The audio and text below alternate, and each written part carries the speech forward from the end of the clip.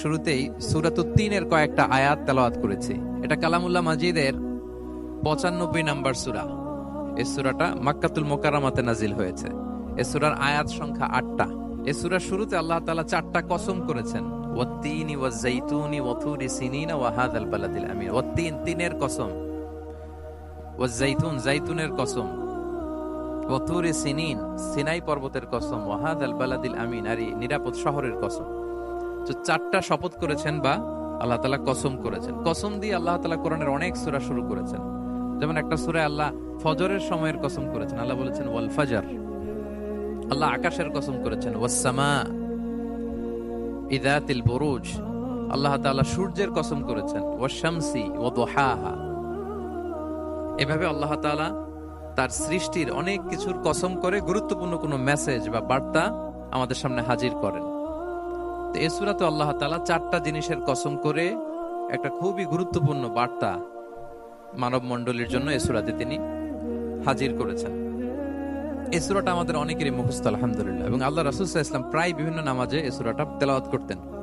বারা ইবনে আযিব রাদিয়াল্লাহু তাআলা আনহু উনি বর্ণনা করেন যে আমি একবার এশার সালাতে আল্লাহ রাসূল সাল্লাল্লাহু আলাইহি ওয়াসাল্লামের কণ্ঠে নামাজে সূরা 3 তিনি তেলাওয়াত করেছেন, আমি নিজ কানে শুনেছি। এবং ওনার কণ্ঠ যে এত মধুর ছিল, আমার জীবনে এত সুমধুর কণ্ঠের তেলাওয়াত আমি শুনি নাই। আল্লাহর হাবিব সাল্লাল্লাহু আলাইহি ওয়াসাল্লামের কোরআন তেলাওয়াতের যে কণ্ঠ এত সুমিষ্ট ছিল, এত চমৎকার ছিল, শুধু তেলাওয়াত শুনেই অনেকে শাহাদা পড়ে মুসলমান হয়েছে। আবু জাহেল মক্কায় নিষেধ করতো যে কেউ যাবা না মুহাম্মদের কাছে, সে পাগল, সে গণক, সে মিথ্যাবাদী, সে জাদুকর, সে স্বামী স্ত্রীর মধ্যে বিচ্ছিন্নতা নিয়ে আসে, সে বাবা ছেলেকে আলাদা করে দেয়, তার কাছেই যাবা না। আর সে যা বলে শুনবাই না, কানে আঙ্গুল দিয়ে রাখবা।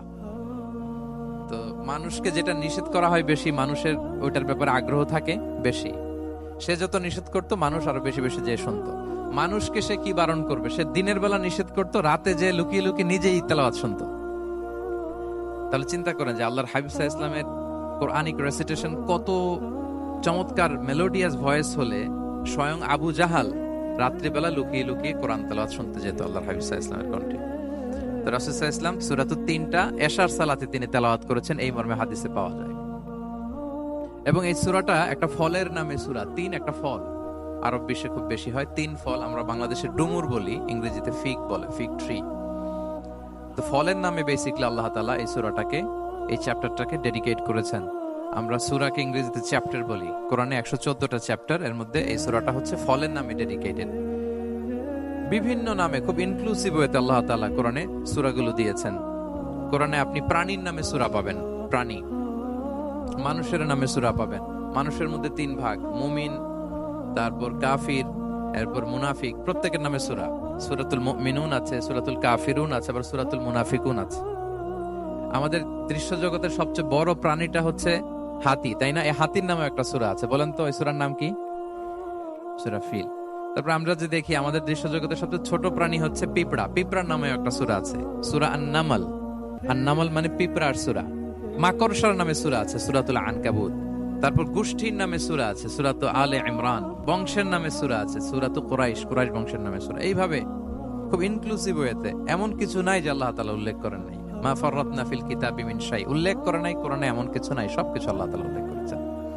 তো এই সূরাটা হচ্ছে একটা ফলের নামে। ফলটার নাম হচ্ছে 3 ফল। আল্লাহ তাআলা বলছেন ওয়াত-তিন, তিনের শপথ। আমি একবার সরল বঙ্গানুবাদ করি, এরপর আমি তাফসিরে ঢুকি। 3-এর শপথ, ওয়াজ-যাইতুন, যাইতুনের শপথ, ওয়া তুরি সিনিন, সিনাই পর্বতের শপথ, ওয়া হাযাল বালাদিল আমিন, এই নিরাপদ শহরের শপথ। লাকাদ খালাকনাল ইনসানা ফি আহসানি তাকওয়িম, নিশ্চয় আমি মানুষকে খুব চমৎকার সুন্দর অবয়বে সৃষ্টি করেছি। সুম্মা রাদাদনাহু আসফালা সাফিলিন, এরপরে তাকে আবার নিচু থেকে নিচুর দিকে নামিয়ে দিয়েছি। ইল্লাল্লাযীনা আমানু ওয়া আমিলুস সলিহাত, তবে তারা ছাড়া যারা ঈমান এনেছে এবং সৎকর্ম করেছে। ফালাহুম আজরুন গায়রু মামনুন, তাদের জন্য আছে অফুরন্ত পুরস্কার। ফামা ইউকাযযিবুকা বা'দু বিদ্দিন, এগুলো জানার পরও কিসে তোমাকে দিন অস্বীকারের ব্যাপারে উদ্বুদ্ধ করলো? আলাইসাল্লাহু বিআহকামিল হাকিমিন, আল্লাহ তাআলা কি শ্রেষ্ঠ বিচারক নন? সাদাকাল্লাহুল আযীম। এই হচ্ছে এই সূরাটির সরল অনুবাদ। এবার আমরা তাফসিরে ঢুকি। প্রথমে আল্লাহ তাআলা বলেছেন ওয়াত-তিন, তিনের শপথ। 3 মানে তো আমরা জানলাম, 3 মানে ডুমুর। আল্লাহর হাবিব সাল্লাল্লাহু আলাইহি ওয়াসাল্লাম তিনি 3 ফল পছন্দ করতেন, এবং এটা ডায়াবেটিক্সের জন্য ভালো, ডায়াবেটিক্স নিয়ন্ত্রণ করে। আমাদের বোনদের যাদের ইররেগুলার মেনস্ট্রুয়েশনাল পিরিয়ড হয়, এটার জন্য এটা খুব ভালো এবং খুব স্ট্রেংথ স্টেমিনা আনে শরীরে। এটা জান্নাতের একটা গাছ। আদম আলাইহিস সালাম এবং হাওয়া আলাইহিস সালামকে যখন আল্লাহ বলেছিল ওয়ালা তাকরাবা হাযিহি শাজারাতা ফাতাকুনা মিনাজ জালিমিন, আদম এবং হাওয়া জান্নাতের সব জায়গায় যা যেতে মন চায় যাও, যা খেতে মন চায় খাও, এই নিষিদ্ধ গাছের কাছে যেও না, তাহলে তোমরা জালিম হয়ে যাবে। শয়তান এসে উল্টা বুঝালো, সে বলল তোমাদের খেতে নিষেধ করছে কেন জানো? আল্লাহ চায় না যে তোমরা জান্নাতে থাকো, আল্লাহ চায় এখান থেকে তোমাদের বের করে দিবে, কিন্তু তোমরা যদি এই গাছের ফল খাও আল্লাহ আর বের করতে পারবে না। দেখছেন শয়তানের অবস্থা। শয়তান কিন্তু নেগেটিভিটি নিয়ে সামনে আসে না, আসে খুব আপনার ওয়েল উইশার হিসেবে, উপদেশ নিয়ে খুব ভালো একটা পজিটিভ ওয়েতে আসে। তো ওনারা খেয়ে ফেললেন এই নিষিদ্ধ গাছের ফল। খাওয়ার ফলে আদম আলাইহিস সালাম, হাওয়া আলাইহিস সালাম, ওনাদের গা থেকে জান্নাতের পোশাকগুলো ঝরে পড়ে গেল। এখন কি দিয়ে ওনারা ওনাদের প্রাইভেটকে ঢাকবেন? তখন ওনারা তাফসির ফি জিলালিল কোরআনে এসেছে যে ওনারা এই 3 গাছের পাতা নিয়ে নিজেদের প্রাইভেট ঢেকেছিলেন। সুবহানাল্লাহ। সেই 3 ফলের কসম আল্লাহ করলেন, ওয়াত-তিন, তিনের শপথ। এরপর আল্লাহ তাআলা বললেন ওয়াজ-জাইতুন, জাইতুনের শপথ। জাইতুন মানে হচ্ছে জলপাই।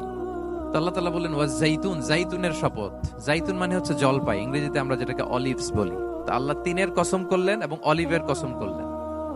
দুইটাই খুব উপকারী ফল এবং আল্লাহর হাবিব সাল্লাল্লাহু আলাইহি ওয়াসাল্লাম তিনি জলপাইও খুব পছন্দ করতেন। ওনার রেগুলার ফুড আইটেমের মধ্যে জলপাই ছিল, অলিভস ছিল।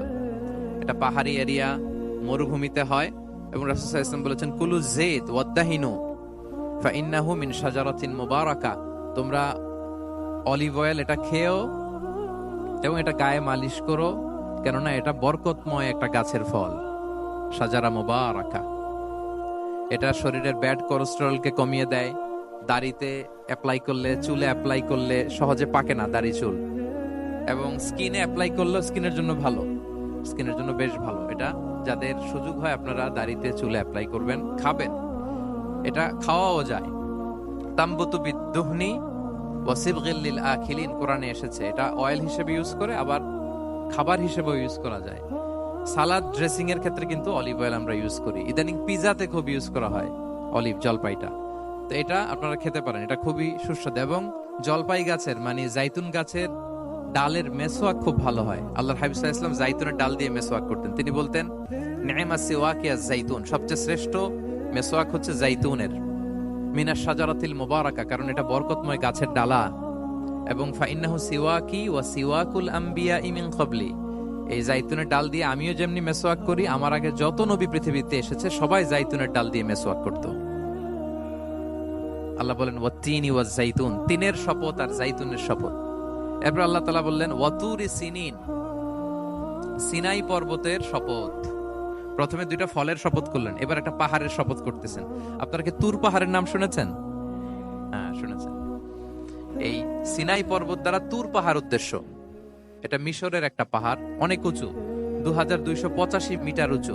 ওইটার নিচে আছে মুকাদ্দাসে তুয়া, যেখানে মুসা আলাইহিস সালামকে আল্লাহ তাআলা জুতা খুলতে বলেছিলেন, ফাখলা না আলাইকা ইন্নাকা বিল ওয়াদিল মুকাদ্দাসে তুয়া, হে মুসা তুমি পবিত্র উপত্যকায় এসেছো, জুতা খুলো। তো ওখানে সব ধর্মের লোকেরা যায়, সব ধর্মের লোকদের জন্য তীর্থস্থান, মুসলিম, জুইশ, খ্রিস্টিয়ান সবাই যায়। এটা সিনাই একটা এলাকা আছে মিশরের, north south Sinai, north Sinai, এটা সাউথ সিনাইতে অবস্থিত। তো নিচে একটা খ্রিস্টানদের প্রাচীন গির্জা আছে, সেন্ট ক্যাথেরিনা গির্জা। সেখান থেকে চলতে চলতে আপনাকে উপরে যেতে হবে, ফজরের পরে আবার চলে আসতে হবে, তা না হলে দুপুরবেলায় 10টা-11টার দিকে এমন সূর্যের প্রখর তাপ ওই পাথরের মধ্যে লাগে, ওখানে আর থাকা যায় না।